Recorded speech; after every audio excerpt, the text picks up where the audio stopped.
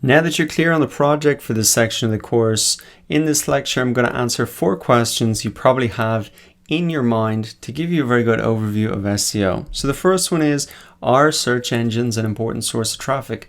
Is SEO worth really you investing time to learn about? Number 2, why is traffic from the search engines so valuable, even more valuable than traffic coming from Facebook? Number 3, how do search engines actually work? How can you understand the game so you can really win it?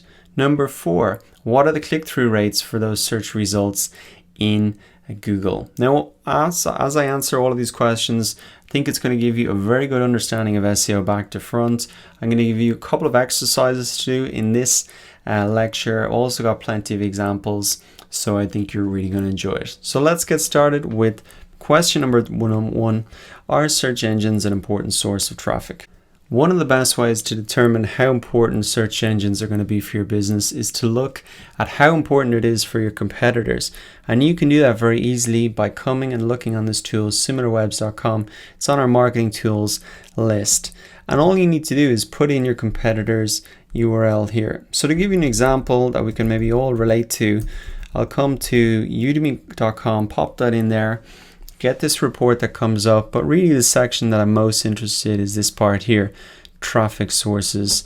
And I can see here that Udemy as a website as a whole gets 27% of their traffic from the search engines. So a third of their visitors come through the search engines. It's a massive part of their business. And so if your competitor has something similar to that, well, you can say, well, if it's 30% of their business, well, it's probably going to be 30% or more of my business. So this is worth me looking at. Now, if you're wondering how do visitors actually come to Udemy through the search engines, let me give you a quick example to bring this to life. So let's say a student is looking for a Facebook ads course. The top result here is a Udemy course, and they really come through the search engines here and head on into the Udemy site. Now, another way to determine if the search engines are going to be an important source of traffic for your business is to really see how often you use the search engines yourself. And this is easier to figure out than you might think. Just come across to the history here of your browser, and you can do this on any browser that you're using. And what you're going to see here is a list of all the websites that you visited. And you can see for me, there's a huge amount of websites. Now I want to narrow that down and get to just see the number of times that I've gone to Google, and specifically google.ie because I'm based in Ireland, to really find solutions to my problems. And you can see here that there's just a massive amount. I go to Google, I don't know, maybe 50, 100 times a day to search for things, to get answers to questions that I have. So if you're not sure if, Google can be an important source of traffic, we'll come in here and look at how often you actually use it to find and be brought to other websites, and that might change your mind. Now on to question number 2, why is traffic from the search engines so valuable? And I'm going to highlight this using an example. So traffic coming from Google is very valuable for 3 particular reasons, and it all boils down to the reason that people use Google and the search engines in the first place. So as an example, let's say I type in best desktop microphone. Now, this seems so simple, but it's very, very different right from the start. I've come to Google because I've got a problem. I don't know what the best desktop microphone is. I want to buy one. So I'm coming to Google to really get a solution to my problem.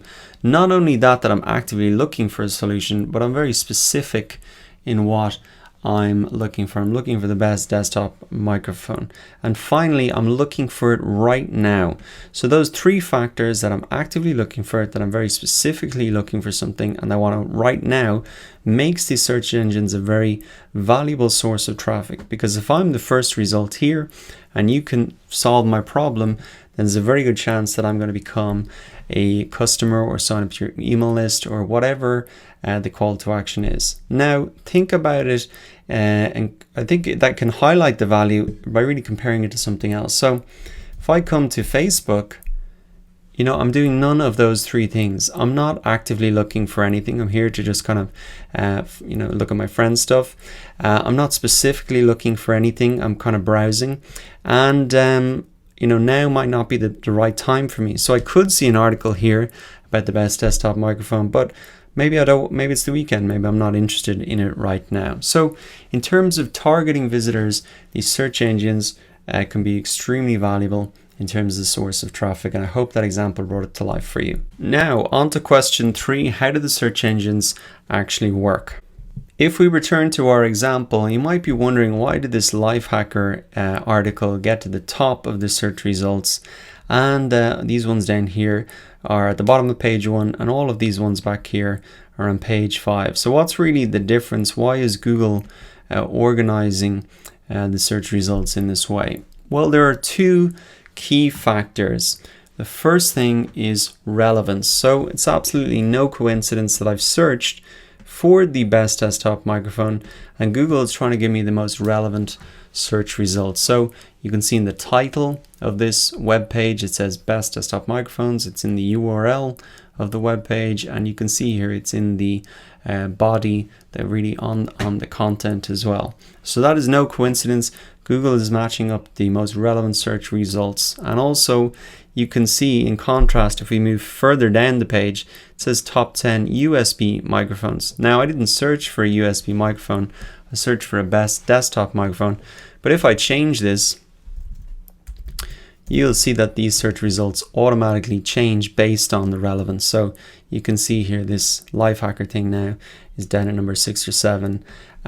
So relevance is a key factor that really determines how those search results appear. Now, relevance is not the only factor. It's not just good enough to have a relevant post to get to the top of the search results. You also need to have authority. Google really wants to put the best content at the top so its users are happy and keep coming back to Google. And so the way that Google determines authority is through links, or also known as backlinks. And this is a big part of SEO. So you might be wondering, what is a link and why is it a good measure of authority?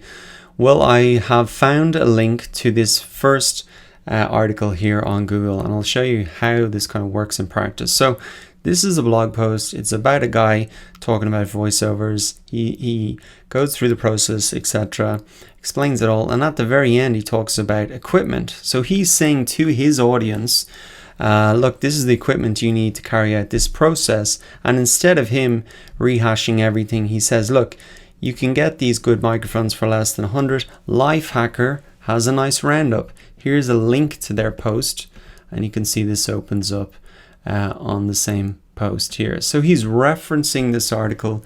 He's saying this is a good source of information. You should go check that out.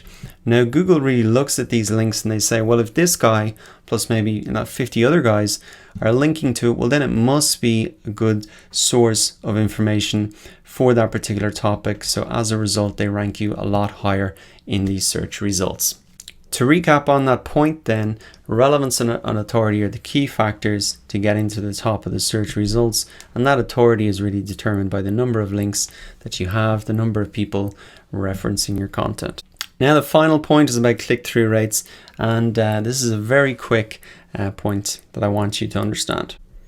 So you might be wondering, what are click-through rates? Why are they important?